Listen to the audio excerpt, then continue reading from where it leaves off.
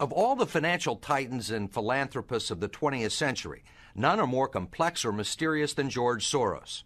Like Carnegie, J.P. Morgan, and the Rockefellers, he amassed billions through ruthless business decisions, only to turn around and give away most of his fortune to advance his own personal philosophy.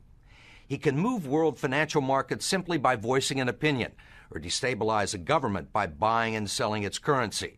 He also pledged more aid last year to help people in Russia than the U.S. government did. But now George Soros is worried. He thinks the global economy is coming apart at the seams and that the world needs to be protected from people like George Soros.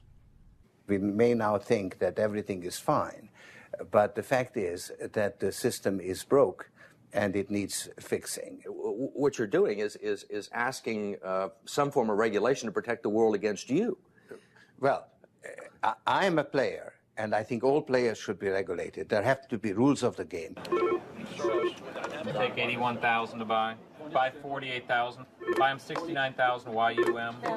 Right now, his Quantum Group hedge fund moves $14 billion of rich investors' money around the world every day, looking for profits and answering to no one. Soros makes huge bets on whole countries and economies. Last year, when he saw cracks in the Asia boom, he began selling the currency in Thailand. Traders in Hong Kong followed suit, triggering a financial crisis that plunged much of Asia into a depression. In the last 2 years, you've been blamed for financial collapse of Thailand, Malaysia, Indonesia, Japan, and Russia. All of the above. All of the above. Yeah. Are you that powerful? No, I think there's a great misunderstanding. The Prime Minister of Malaysia said that the region spent 40 years trying to build up its economy, and along comes a moron like Soros with a lot of money, and it's all over. He called you a criminal. It's easier for him to blame an outside force than to admit that they were mismanaging their economy and their currency. The French finance minister talked about hanging speculators from lampposts. Soros says the Asian currencies would have collapsed even if he hadn't been in the market. They were overvalued. He says people tend to follow his lead because he's been so successful. I think that I've been blamed for everything. I am basically there to make money. I cannot and do not look at the social consequences of what I do. This man is a carnivore of the first order. Jim Grant is the editor of Grant's Interest Rate Observer and one of Wall Street's most respected analysts. He never tires of watching Soros, in part because of the huge bets he's willing to place on his hunches. He has always amazed the people he's worked with at his audacity and his willingness to back up his commitments with enormous sums of money. It causes the blood to drain from ordinary mortals' faces. Like risking $2 billion in Russia. When the Russian market began falling apart in August, Soros was the country's single largest investor. He called the U.S. Treasury and asked Uncle Sam for $7 billion to prop up the ruble. When U.S. officials failed to intervene, Soros wrote a letter to the Financial Times of London saying he thought the Russian currency should be devalued by as much as 25%. A few words from Soros were enough to cause panic selling that fueled the crash. What's it like to have a statement that you make have such serious, grievous consequences? I mean, you can, it looks to me like in a number of situations, you can take a position against a currency or make a statement, and the whole country falls apart. Well, it's a tremendous sense of responsibility, actually. And it's also a humbling experience because I am actually trying to do the right thing, and sometimes what I do has an unintended negative consequence, as it did in Russia. For both the Russian middle class and for Soros, who lost his $2 billion. Whatever his motivations, no one can accuse him of greed. He's backed away from the day-to-day operation of his businesses and is giving away his billions now with the same determination that he made them in places like Haiti, a country that has less money in the bank than he does. Last month, he brought the First Lady with him for a look at some of the projects his foundation is funding. This is Mr. George Soros, and he's going to be helping the hospital. This year, Soros plans to give away almost $500 million around the world. In Bosnia, when the water supply to Sarajevo was cut off at the height of the siege, it was Soros who wrote a check to jury-rig a pipeline through an abandoned highway tunnel. $5 million up front can be more valuable than $50 million a year or two later. Ambassador Richard Holbrooke brokered the peace in Bosnia. At one point, after the Dayton peace agreements in Bosnia in 1995, for a considerable period of time, George had given more money to implement the peace agreements than the U.S. government had. He just could move that fast.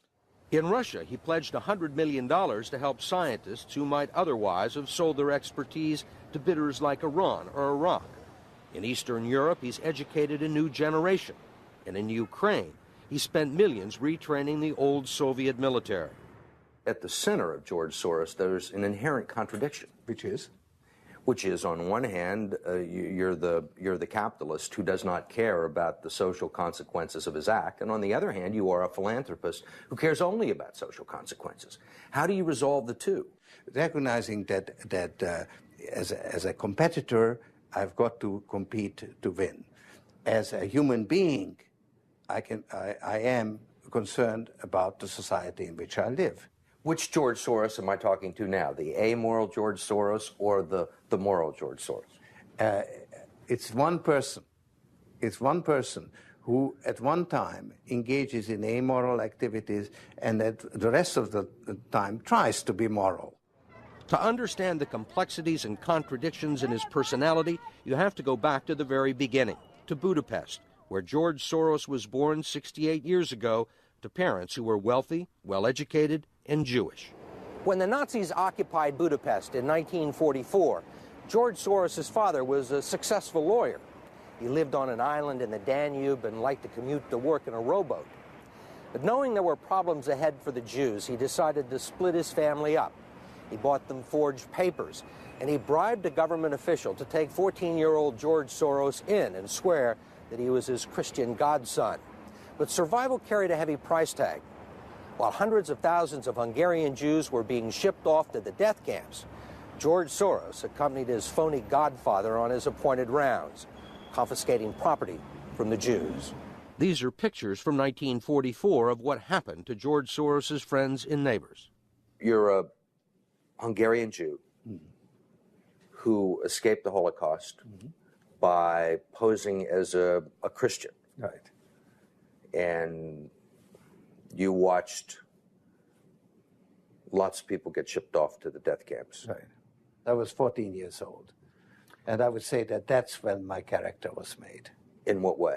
That one should think ahead, one should understand and anticipate events, and one is threatened. It was a tremendous threat of evil. I mean, it was a very personal experience of evil. My understanding is that you went out with this protector of yours who swore that you were his adopted godson. Yes, yes. Went out, in fact, and helped in the confiscation of property from the Jews. That's right. Yes. I mean, that sounds like an experience that would send lots of people to the psychiatric couch for many, many years. Was it difficult? Not at all. Not at all. Maybe as a child you don't see the connection, but it created no problem at all. No feeling of guilt. No. For example, that I'm Jewish, and here I am watching these people go. I could just as easily be there. I should be there. None of that. Well, of course, I could be on the other side, or I could be the one from whom the thing is being taken away. But there was no sense that I shouldn't be there, because that was, well, actually, funny way, it's just like in markets, that if I weren't there, of course I wasn't doing it, but somebody else would be taking it away anyhow. In other words, whether I was there or not, I was only a spectator, the property was being taken away. So I had no role in taking away that property. So I had no sense of guilt. Are you religious? No. Do you believe in God? No. Soros told us he believes God was created by man, not the other way around, which may be why he thinks he can smooth out the world's imperfections. When we went with him to Ukraine, he was treated like a visiting head of state and was received by the president. Then he was received by the prime minister and finally the central bank. 20% in cash. They even allowed him to look at the books and asked him for advice. Lots of people want George Soros' advice. Most recently, South African President Nelson Mandela. Actually, President Mandela asked me, how could South Africa protect itself against speculators like you? And I told him, I wrote him a memo, trying to give him the best advice I could, how to reduce the exposure of South Africa to speculative attack. That's the old stop me before I kill again approach, right?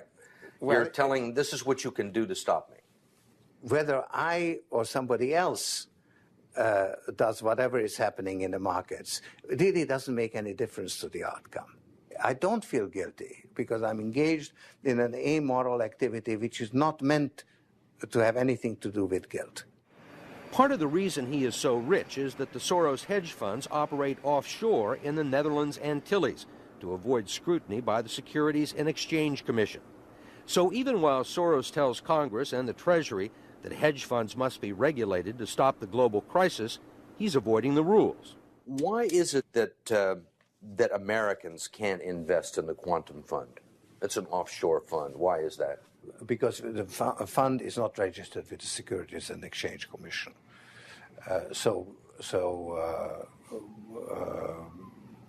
We are not licensed to do business in the United States. That's right. Because? Because we are not registered with the Securities and Exchange Commission. Because we find it more convenient to operate without it. So in some ways it's to escape regulation. Yeah, that's right. But you've been sitting here talking about the need for regulation. Yes, and whatever regulations are imposed, we will obey. We already conform to everything. If the beneficiaries of Soros's billions do not understand the intricacies of SEC rules and offshore hedge funds, they do understand what he's done for them. The president of Haiti is reading his new book, The Crisis of Global Capitalism, and so is President Clinton. Will all the attention spoil George Soros? George Soros, in a way, is Donald Trump without the humility. One of your money manager told us that, George really does think he's a god.